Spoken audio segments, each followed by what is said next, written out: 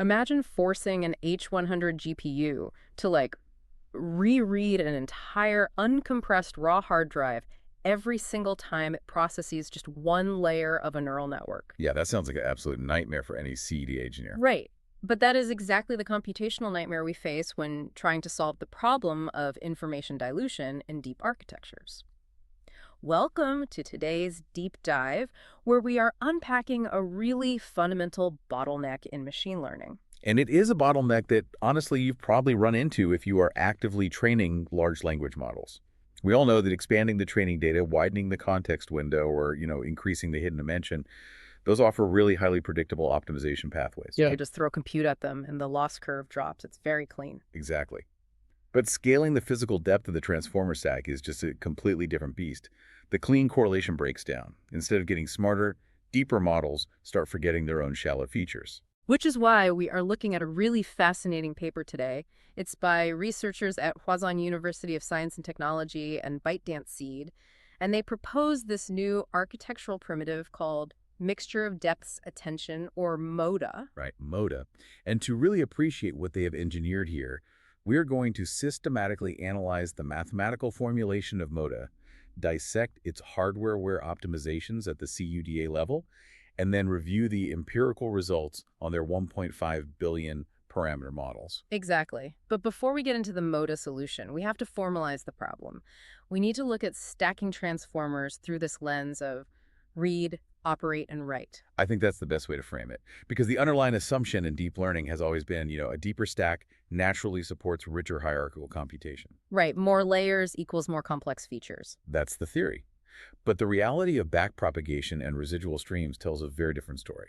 In the standard ResNet-style approach, the depth residual connection, the read step is basically just an identity mapping. And the write step is just a simple addition, right? Exactly. The operate step is your token mixing attention or your feed-forward network. So conceptually, the state at any given layer is the initial input plus the cumulative sum of all operations from previous layers. Which, to be fair, was revolutionary for solving the vanishing gradient problem. Oh, absolutely. It was a massive breakthrough. But its flaw, and this is what causes information dilution, is that it continuously compresses the entire depth history into a single fixed-size hidden state vector. It forces this repeated mathematical superposition. Yeah, so it functions exactly like repeatedly writing over a really highly compressed, lossy ZIP file. That is a great analogy. Because, you extract these incredibly valuable, sharp, shallow features at maybe layer 2 or 3, but because you just keep applying residual additions on top of that exact same dimensional space, the geometry of that original file gets degraded. Right. It physically gets overwritten in the latent space. The deep layers just can't access those pristine early features anymore. So if the residual approach is lossy ZIP file, the historical alternative is the DenseNet style approach, right? The depth-dense connection. Yeah, and to bypass the lossy ZIP file problem, depth-dense methods fundamentally alter the right step. Instead of summing, they concatenate the historical states along the depth dimension. So no data is lost at all. Exactly. The read step then applies a linear projection to map that massive set of preceding representations back down to the target hidden dimension. Mathematically, it losslessly propagates information. No vector is overwritten, it's just appended. But practically, that concatenating approach is where we run into my opening scenario. Forcing the GPU to reread the entire hard drive. Computationally, how punishing is that when we try to scale it to modern language models? Oh, it creates an immediate catastrophic bottleneck. Yeah. Because you are concatenating states, the weight matrix for a given layer has to process all the previous representations. Right, the matrix just gets wider and wider. Exactly. So if you calculate the arithmetic progression across the total number of layers, the parameter growth scales quadratically with the depth of the network. It's big O of L squared times D squared. Wow, quadratic penalty on depth. And the computation also scales quadratically with depth. I mean, it still scales linearly with sequence length and hidden dimension. But when you're dealing with modern context lengths of, say, 64K, a quadratic penalty on depth is just a non-starter for any production hardware. So we are essentially caught in this fundamental architectural trap. We desperately need the lossless retrieval of the dense approach to prevent information dilution, but the $L2 D2 compute penalty makes it impossible to actually train. Exactly, and we escape that trap by abandoning fixed pattern aggregation entirely. The shift here, and this leads us right into the moda formulation, is moving toward data-dependent dynamic mixing. Okay, so relying on the data itself to tell the model what to pull. Right. Think about why sequence modeling made such a massive leap with the transformer. Attention succeeded because it allowed for the adaptive selective retrieval of sequence tokens. The moda architecture applies that precise principle to the depth stream. Ah, so instead of indiscriminately compressing history like a residual network or linearly projecting all of it like a dense network, it uses attention. Exactly. It uses attention to let the model dynamically decide which historical layers are actually worth reading for any specific token at any specific layer. Let's get into the mechanics of that, because how a query interacts with its past layers seems like the core innovation here. In a vanilla transformer, a query only ever attends to the sequence keys and values at its current local layer. How does Moda alter that routing? Well, in Moda, each query is essentially dual-wielding. It simultaneously attends to its local sequence key value pairs and its own historical depth key value pairs from all preceding layers. Wait, simultaneous? Yeah. So for a specific token position, the query at the current layer evaluates the surrounding sequence context, and it evaluates the depth keys and values from its exact token position across all previous layers. And it does this without stitching two separate attention mechanisms together at the end, like it's a single unified operator. That is the defining elegance of the architecture. Moda fuses sequence retrieval and depth retrieval into one seamless operation. The sequence context and the historical depth context are concatenated into a massive key value space. Oh, wow. So they are just stacked together. Right, and consequently, all the attention scores are normalized jointly under a single softmax function. Okay, meaning the sequence information and the depth information are forced to compete against each other in the exact same representation space. Exactly. The model only pulls a historical depth state if its dot product mathematically outweighs the current sequence context. That makes so much sense. But hang on, I have a pushback here. If we are forcing the query to attend to all previous layers, my intuition screams that the parameter count should still explode. I mean, aren't we introducing massive new query projection matrices for the depth stream? You would think so, right? Yeah, because you just said scaling quadratically with depth is an immediate dead end. And that is exactly where the architecture proves its worth. You avoid that quadratic parameter explosion through an aggressive structural reuse of parameters. Specifically, they leverage grouped query attention, or GQA. Okay, so how does GQA save the parameter count here? Well, Modo does not introduce a separate query projection matrix for the depth stream at all. It simply reuses the query projection from the standard sequence attention. Wait, really? So the query's already calculated and we're just pointing it at a larger key value space? Correct. You only need to introduce the grouped key and value projections for the depth stream. Because you are reusing the query matrix entirely, and because GQA significantly reduces the number of KV heads to begin with, the parameter complexity just collapses. So it's no longer big O of L squared D squared. Exactly. Instead of scaling quadratically, the parameter count effectively scales linearly with depth, divided by the number of query groups. So big O of L times D squared over G. Wow. That drastically changes the viability of this model. We achieve the data-dependent lossless retrieval of a dense network, but we completely bypass the quadratic parameter penalty. Right, and the FLOPs scale linearly with depth too, which places Moda in this perfect intermediate design space. It has the representational power of deep historical routing without the bloated parameter footprint. Okay, but as any CADA engineer listening to this will tell you, a beautiful theoretical algorithm that scales linearly on a whiteboard is practically useless if it destroys streaming multiprocessor utilization on the actual silicon. Oh, absolutely. The hardware reality is brutal. Right, so if you write this dynamic cross-layer attention mechanism in native PyTorch, what actually happens inside the GPU? The execution completely falls apart. A naive PyTorch implementation relies on explicit for loops to fetch historical depth states. And those states are scattered across the high bandwidth memory, or HBM. Which generates highly irregular, non-contiguous memory reads. Exactly. And that is the absolute worst-case scenario for modern GPU. Tensor cores rely on warp scheduling and memory coalescing. They need massive, predictable, contiguous blocks of data to achieve high throughput. Otherwise, they just sit there doing nothing. Right. If threads are sitting idle, waiting for scattered memory fetches from the HBM, the tensor cores starve. Just to give you a baseline, for a sequence length of 1024, a naive PyTorch implementation of MODA takes over 2,128 milliseconds for a single forward-backward pass. 2,000 milliseconds? That is glacially slow. It's completely untrainable at scale. So the authors obviously had to transition from pure math to hardcore kernel engineering. How did they manipulate the memory layout to prevent this tensor core starvation? They engineered a bespoke, hardware-aware CUDA kernel that uses 3 compound optimizations. The first one is a flash-compatible layout. Okay, how does that work? Well, instead of leaving depth states scattered, they physically flatten the depth cache in memory along a single axis.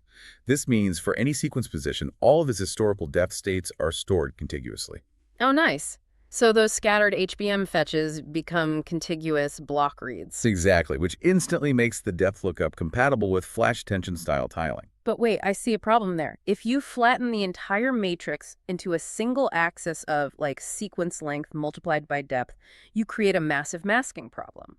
You're on the mic. Because a query at token position n only needs its own specific depth states, right?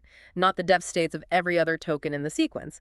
If you scan that flattened layout, you are processing an enormous amount of masked, entirely useless data. That is the exact hurdle they faced. If you compute densely over that full flattened matrix, your depth utilization just plummets. Most of your FLOPs are wasted on masked tokens. So how do they fix it? They implement the second optimization, a chunk-aware layout.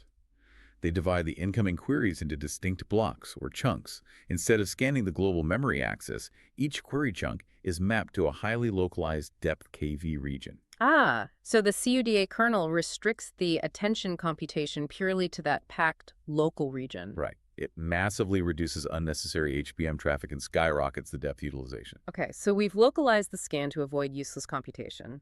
But you mentioned the third optimization, group-aware indexing. This leans heavily on the grouped query attention we discussed earlier, right? Yes, and this is where the hardware layout and the mathematical architecture just... Let me put an analogy to this, because I think this SRAM versus HBM dynamic is so crucial for you listening to visualize. It's like a short-order cook working in a massive restaurant. The high-bandwidth memory, the HBM, is the giant walk-in freezer in the back of the building. I love this. And the SRAM on the chip is the small cutting board right in front of the cook. Without group-aware indexing, the cook has to run to the walk-in freezer, grab ingredients for one burger, bring it to the cutting board, cook it, throw the ingredients away, and then run all the way back to the freezer for the very next burger. Yeah. Even if it uses the exact same ingredients. That is an incredibly accurate way to model memory bandwidth latency.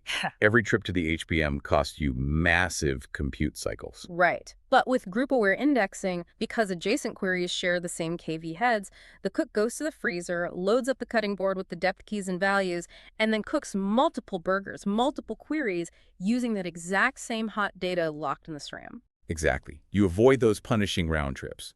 By locking that hot data in the SRAM and reusing it across the query group, you maximize the tensor core matrix multiplication efficiency. It's brilliant engineering. And the compounding impact of these 3 optimizations is frankly staggering.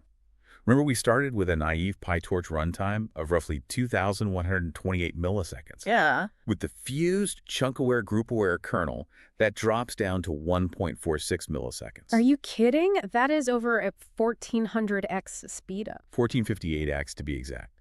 And crucially, when they scaled the sequence length up to 64K, this bespoke MODA kernel achieves 97.3% of the throughput efficiency of flash attention too. Wow. So they proved that you can execute highly adaptive, dynamic cross-layer retrieval without sacrificing the raw speed of modern GPU kernels. Exactly. They solved the hardware bottleneck. But slick kernel engineering and whiteboard math only really matter if the model actually learns better representations. Let's transition to the empirical evidence. When they scale this up and actually train it, does it improve the loss curve? The empirical validations are highly robust. They train models using 400 billion Omeono2 tokens at the 700 million and 1.5 billion parameter scales. Okay, decent scale. So, And the results?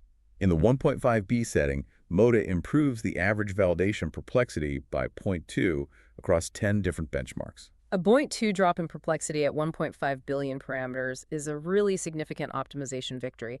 How does that translate to downstream tasks, though? They saw an average boost of over 2% across downstream tasks. This includes notable gains on really complex benchmarks like Wanna Grande, ARC Challenge, and MLU. Which are benchmarks that require deep common sense reasoning and stable feature retrieval. Right, which proves the model is actively utilizing those preserved historical states to build richer semantic representations. Now, whenever a paper introduces a new architectural primitive like this, the ablation studies reveal what is actually driving the performance. We know reusing the attention side depth KV is practically free from a parameter standpoint, as we discussed. Yes, thanks to GQA. But my first thought reading this was, if injecting depth KV is good, why not project absolutely everything into the depth stream? Like, why not throw the feed-forward network outputs or extra standalone attention outputs straight into the mixer? The authors hypothesized exactly that, but the data revealed strict diminishing returns. Oh, really? Yeah, they found that injecting the feed-forward network's input into the depth KV using a very lightweight projection yielded the optimal accuracy-to-efficiency trade-off. Okay, why the FFN input specifically? Because the FFN applies complex, nonlinear feature transformations that operate in a distinct subspace from the attention mechanism. Giving the model access to those historical FFN states provides unique semantic value. It justifies the minor computational overhead. Ah, I see.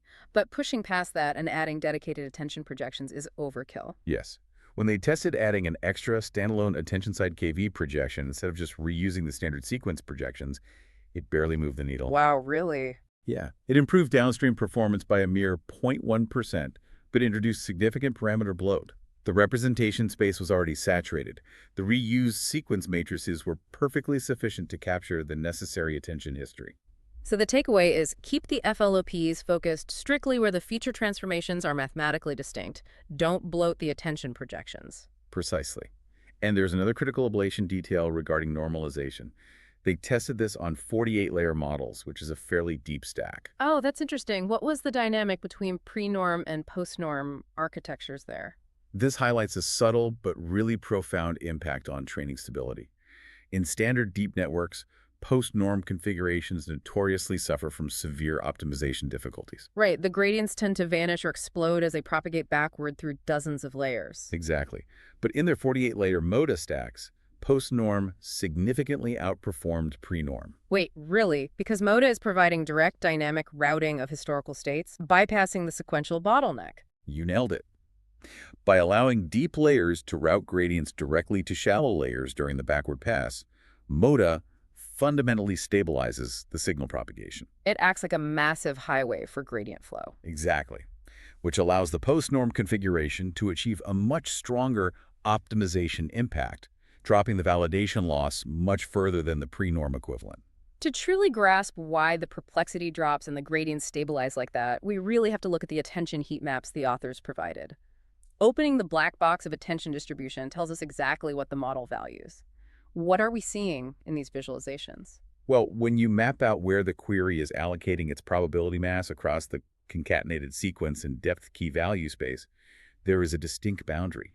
You can clearly see a substantial amount of attention mass persistently assigned to the depth KV block. Okay, so it's not just statistical noise. The model is actively and deliberately choosing to route information from the depth cache over its current sequence context. Yes, and those heat maps show this behavior is heavily pronounced in the middle and late layers. Which brings us completely full circle to our opening premise about information dilution. The deep layers mathematically realize that their shallow features have been overwritten by residual updates, so they just bypass the residual stream entirely and grab the unaltered features straight from the depth cache. They do. It's beautiful to see it visually. But the heat maps also reveal a secondary phenomenon, one that alters the fundamental mechanics of attention sinks. Oh, the sink phenomenon. Let's define the standard attention sink mathematically for a second. In typical autoregressive transformers, the softmax function must always sum to 1, right? Right, that's a hard mathematical constraint. So even if a specific token has absolutely no relevant context to pull from the sequence, it still has to allocate its probability mass somewhere. Exactly. So it mathematically dumps massive amounts of probability onto a fixed sink token, usually the very first token in the prompt, simply because it is a safe, mathematically neutral place to store it. Right. The sync token acts as a repository for excess probability mass, but Yeah. you're saying MODA alters this dynamic. Drastically. The heat maps show that instead of collapsing all that excess mass onto a functionally useless first token, Modus spreads the probability much more broadly. Because the softmax is unified across both sequence and depth. Yes. It acts as an organic relief valve. So instead of dumping probability on the first token, the model can distribute its excess attention budget across historical depth slots that actually carry task-relevant semantic information. It finds a productive home for the probability mass. Exactly. It's just Mode is not just recovering lost features. It is fundamentally restructuring how the attention mechanism allocates its probability budget in long context, deep stack scenarios. By expanding the available state space, it relieves the pressure that causes attention sinks to form in the first place. We have covered a massive amount of ground here today. MODA, a mixture of depths attention, provides a parameter-friendly, highly efficient architectural upgrade. It really does. By dynamically routing historical layer states through a unified softmax, it solves information dilution. And crucially, it pairs that mathematical elegance with flash attention level CUDA optimizations. Proving that we can scale model depth with the exact same reliability as we currently scale context or width. It is a rigorous, hardware-aware evolution of the read-operate-write paradigm that dictates deep neural network design. But I want to leave you, our listener, with a forward-looking challenge drawn directly from the bleeding edge of the paper's discussion section. Everything we have unpacked today relies on the assumption that we have the physical SRAM and HBM capacity to cache the historical states of all previous layers. Right, which works at 1.5 billion parameters. But how do we scale MODA to massive trillion parameter models where caching every single depth state becomes physically impossible due to absolute memory constraints? It's the multi-trillion-dollar question. Exactly. The authors propose a theoretical framework called bounded depth KV slot caching, where the model is restricted to a strictly fixed budget of historical slots. But if the cache is bounded, the architecture must transition from a simple retrieval system into an active memory management system. And that is a huge leap. How does a trillion parameter model dynamically score, evaluate, and evict its own historical layer states on the fly? How does it mathematically decide which past layers are critical to remember and which ones must be permanently forgotten to survive within the silicon's memory limits? That is something for you to mull over as you design your next architecture. Thank you so much for joining us on this deep dive.